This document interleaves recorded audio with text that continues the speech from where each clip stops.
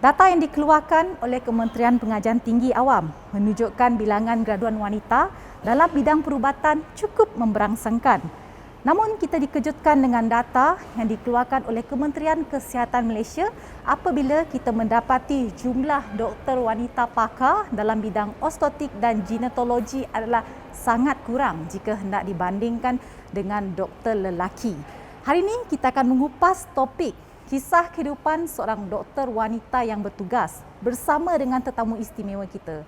Ingin tahu siapakah tetamu tersebut? Jom kita cari beliau. Kebetulan hari ini saya telah tetapkan temu janji bersama dia. Tak sabar rasanya ni sebab saya dengar dia merupakan seorang doktor yang sangat pakar dan berpengalaman. Jom kita cari dia.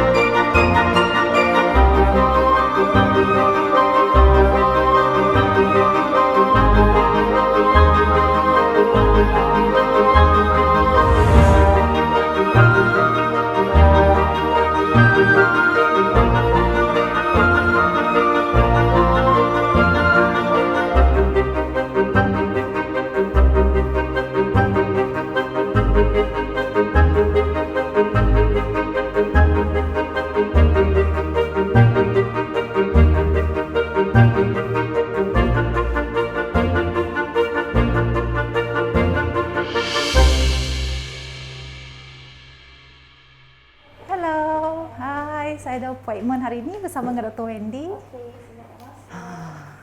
Ni tak sabar ni, jom. Hi Dr. Wendy. Hi. How are you doing? Okay. It's so nice to meet you finally. Jadi ini kita bersama dengan Dr. Wendy Loh yang merupakan pakar perubatan dalam bidang obstetrik dan ginekologi di KPJ Kuching. Terima kasih kerana sudi bersama kami pada hari ini ya Dr. Wendy. Untuk pengalaman penonton saya difahamkan hari ini Dr. Wendy sangat sibuk kerana dia baru saja selesai sebuah ke dua buah pembedahan ya saya difahamkan tadi. Jadi secara ringkas ya sebagai permulaan Dr. Wendy mungkin boleh kongsikan dengan penonton bidang skop tugas. Bidang skop tugas Dr. Wendy sendiri. Untuk kami as a ONG specialist memang kami just like in any doctor, tiap-tiap hari memang datang tengok work patient, then selepas itu mesti datang klinik tengok patient outpatient. Then kalau ada orang mau beranak, then kami pun lari atas untuk delivery. Kalau ada operasi, then kami aturkan operasi. Jadi saya difahamkan bidang tugas obstetrik ni dan juga ginekologi ni dia lebih memfokuskan kepada fungsi dan penyakit yang berkaitan dengan wanita khususnya terutamanya dalam sistem reproduktif dan juga sistem pembiakan wanita. Ya, betul. Jadi apakah dalam skop tugas ini apakah yang paling mencabar? Paling mencabar selalu saya lebih suka untuk kontak delivery yang biasa. Walaupun dia kadang-kadang ambil masa lama untuk jaga orang yang in labor.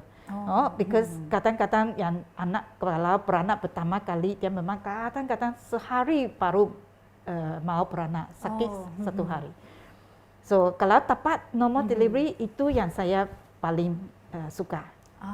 Jadi kita dapat nampak dan lihat kesungguhan Dr. Wendy ni seperti yang kita tahu khususnya kepada wanita, memang siaran ni khas untuk wanita di mana kita semua melalui proses bersalin, proses mengandung. Dapat lihat Dr. Wendy penuh dengan kesabaran, penuh dengan kasih sayang sebab dia kata dia lebih suka untuk menjaga wanita yang dalam proses melahirkan anak, walaupun proses tersebut memakan masa. Sebenarnya banyak lagi akan kita kongsikan bersama anda, semuanya dalam Suara Wanita.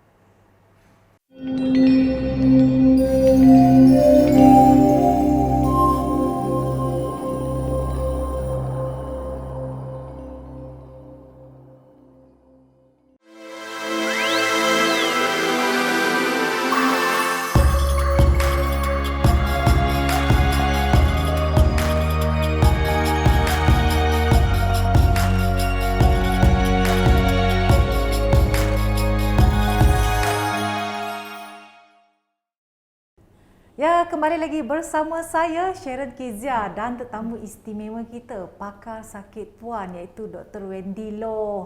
Jika anda lihat sekarang ni, saya dah berada dalam bilik bersalin. Dapat lihat di belakang saya ni, di sinilah, dapat tengok ni, di sinilah boleh dikatakan bilik ini merupakan tempat di mana Dr. Wendy banyak meluangkan masa beliau kerana beliau memfokuskan dan beliau lebih terdorong untuk membantu wanita-wanita dalam proses bersalin dan juga membantu merawat bayi-bayi yang mungkin memerlukan perkhidmatan daripada beliau.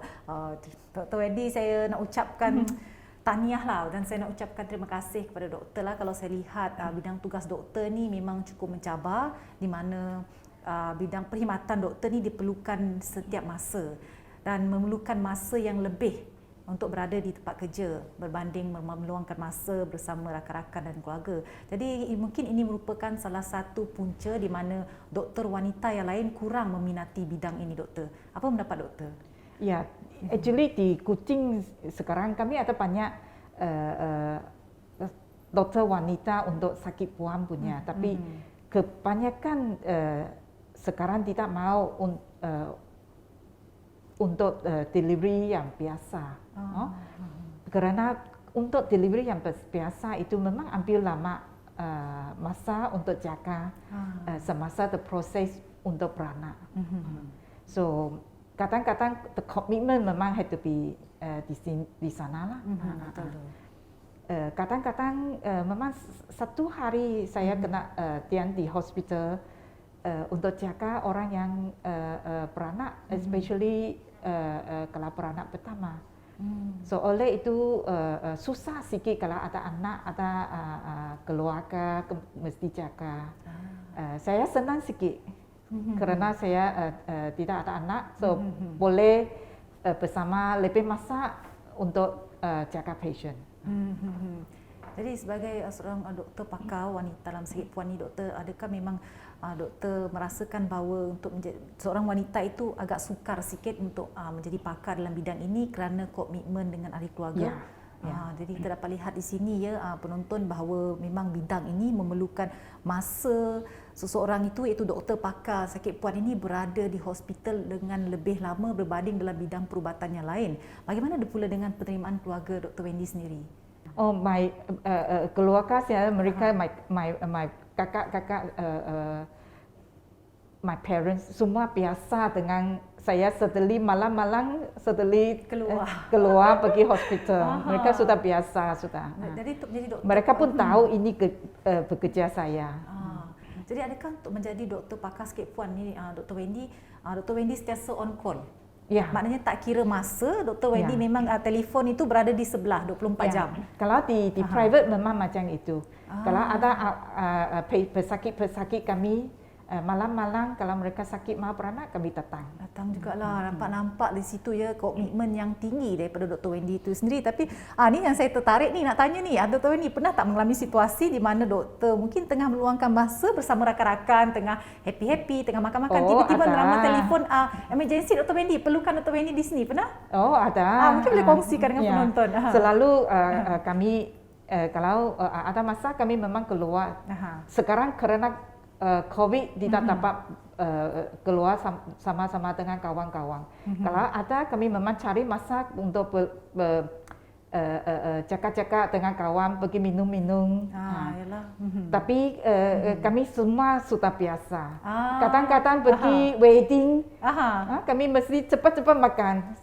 Oh, sebab macam standby lah, standby untuk kami tahu kadang-kadang setengah makan hospital panggil, kami kena datang. Oh, itu dah biasa terjadi Ya. lah. Dapat lihat itu merupakan satu perkara yang dah biasa terjadi pada Dr. Wendy di mana beliau tengah santai-santai bersama keluarga, even menghadiri majlis perkahwinan seseorang ataupun rakan itu dalam keadaan yang santai itu terpaksa bergegas ke tempat kerja. Itulah satu pengorbanan Dr. Wendy kepada golongan pesakitnya, kepada pesakit-pesakit beliau yang mendapatkan perkhidmatan di sini. Jadi mungkin Dr. Wendy boleh kongsikan sedikit dengan penonton latar belakang Dr. Wendy ya, sebab bidang ini memang sukar terutama sekali kepada wanita kerana memerlukan komitmen yang tinggi. Jadi apa yang mendorong Dr. Wendy untuk menjadi pakar sakit puan? Sebab kalau kita lihat kebanyakan doktor wanita memilih bidang seperti patologi, seperti ENT. Semasa saya di universiti, semasa kami training, saya memang suka untuk sakit puan kerana ini boleh tolong perempuan, wanita-wanita.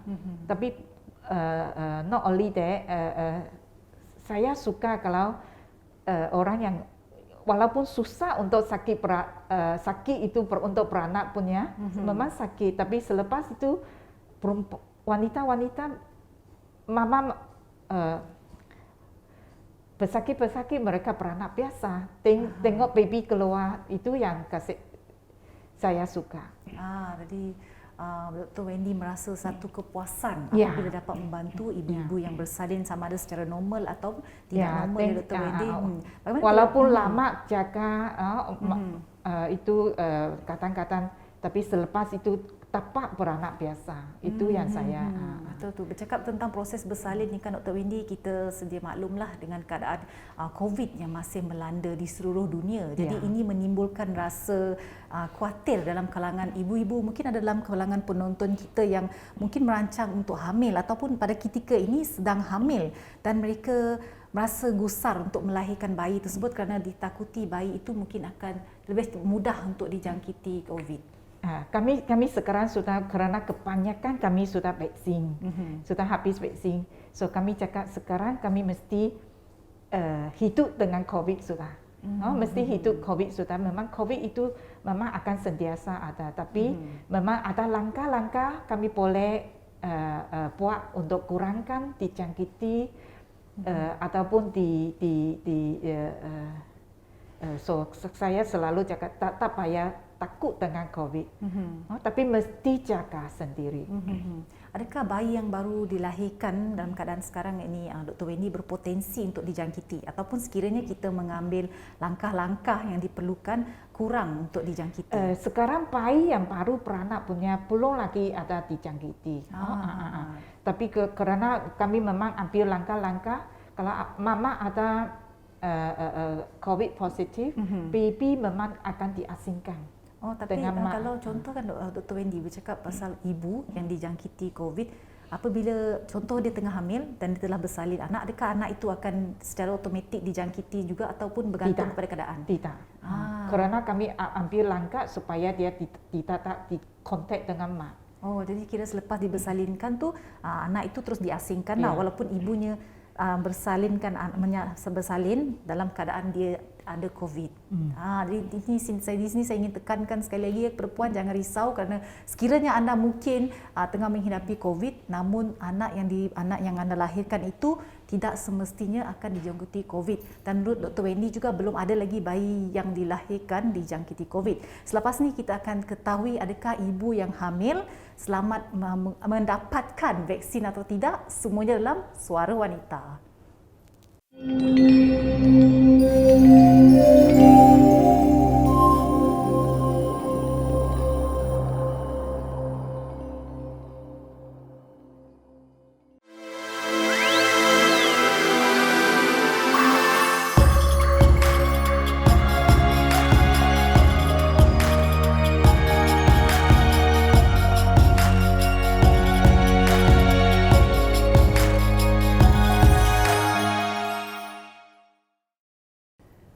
kembali lagi bersama saya Sharon Kezia dan juga Dr. Wendy hanya dalam siaran Suara Wanita. Dan jika kepada anda yang baru bersama kami pada hari ini, topik kita adalah kisah kehidupan seorang doktor wanita yang bertugas. Khususnya Dr. Wendy, beliau merupakan seorang pakar sakit puan di KPJ Kuching. Hari sebentar tadi Dr. Wendy kita tak sempat nak kongsikan dengan penonton.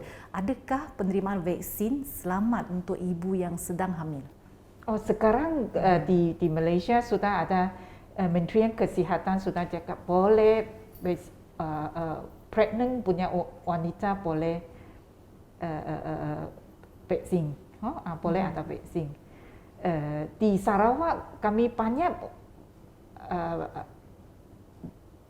mata-mata yang pregnant punya sudah ada di vaksin sudah. Untuk Sarawak senang untuk pergi di vaksin.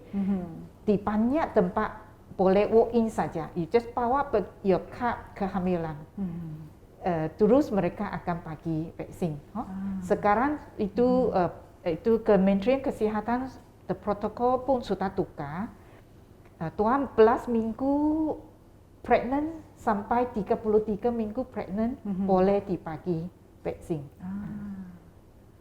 Oh, jadi memang sekiranya vaksin ini tidak menjejaskanlah kandungan kepada ibu. Banyak wanita pun tidak takut, tidak tahu mau buat, tidak mau. Saya selalu cakap, mesti jaga sendiri dulu, baru dapat jaga baby.